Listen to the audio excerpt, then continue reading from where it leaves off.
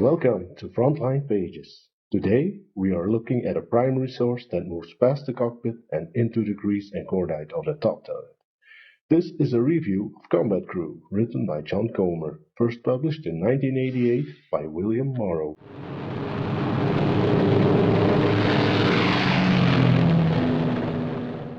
This is John Comer's memoir. He was a flight engineer and top turret gunner on a B-17 Model G.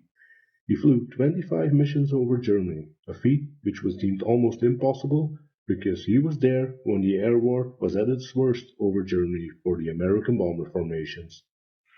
John's crew arrived in July 1943 on the heavy bomber base in Ridgewell, England, and flew with the 533rd Squadron of the 381st Bomb Group, 8th Air Force, until their completion of the 25 missions in January 1944. Their introduction was brutal. At their arrival, they were told that they had 101% personnel losses in the last 2 months. This was an inflated number, but it got the point across to the new crew. July 1943 marked a turning point. Before Comer's arrival, the 8th Air Force had spent much of 1942 gaining its sea legs over France and the Low Countries, targeting U-boat pens and what the veterans called milk runs. But by the time the 381st touched down at Ridgewell, the milk runs were over. The target was now the heart of the Reich. John's crew got it rough from the start. Their first mission was to Kiel, Germany, followed by another mission into Germany, this time to the city of Hamburg. They took off for both of the missions, but didn't take part in both of them, so they still had 25 missions to go. As the targets moved deeper into Germany, the mechanical reliability of the aircraft became just as deadly a factor as the Luftwaffe's cannons. Besides being a top turret gunner, John was the flight engineer on the plane. He explains in the book how he monitored the manifold pressure on the four 1200 horsepower Wright Cyclone engines of the B-17 while flying through heavy anti-aircraft fire. He was also responsible for releasing live bombs that hung up during the bomb run.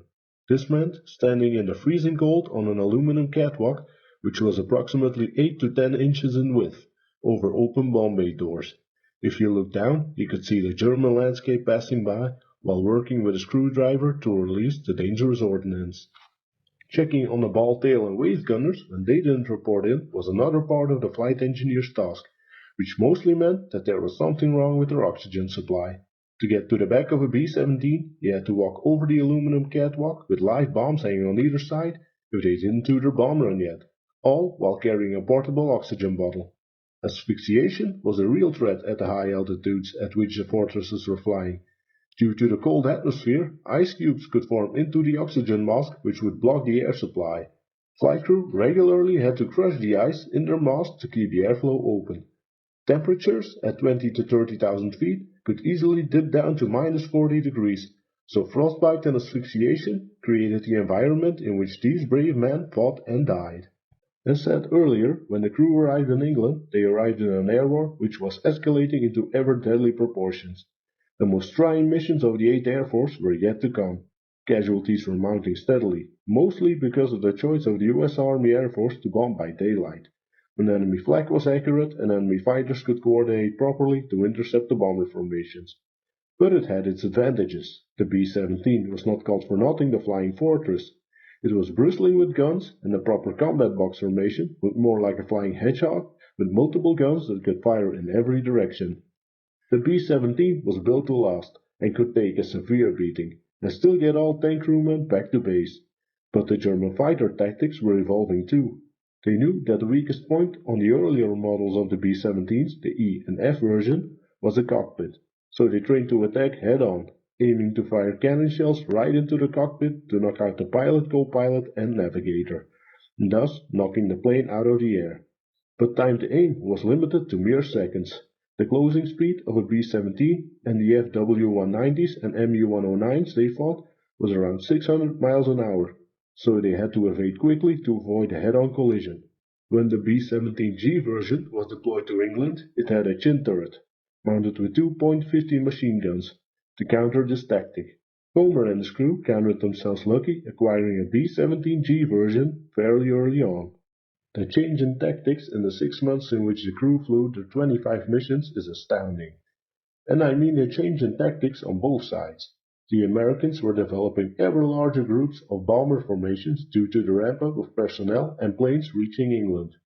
When Comer's crew started their missions, their formations consisted on average of about 18 to 30 planes, dependent on available crews and planes, while in January 1944, the combat box formation looked more like a staggered staircase consisting of 54 planes.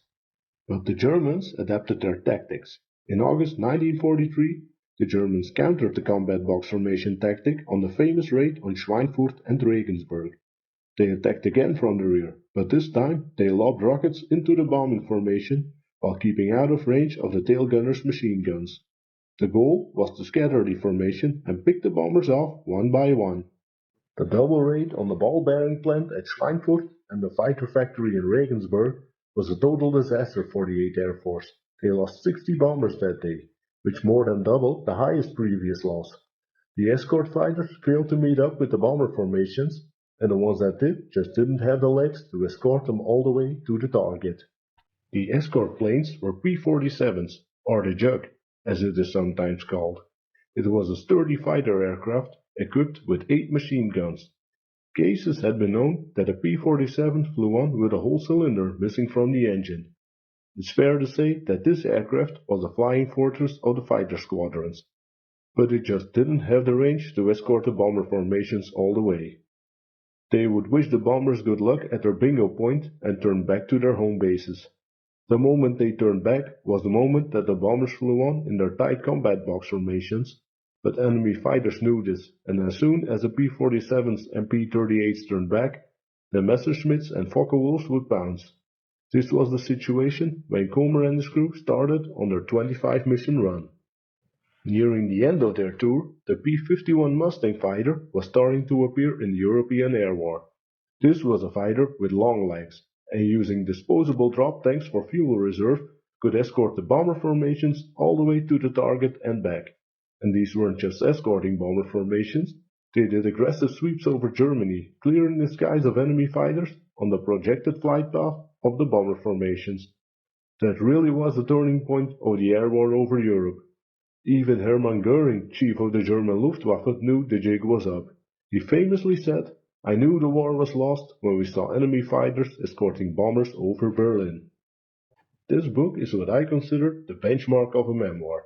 It's a book which tells you everything you want to know about a flight engineer on a B-17 during the air war over Europe. They survived 25 missions with the odds stacked heavily against them.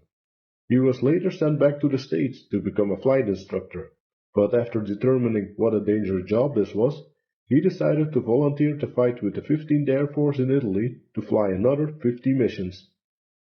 His attention to detail in this book of all those 25 missions flying over Germany while writing the book 45 years later is astounding.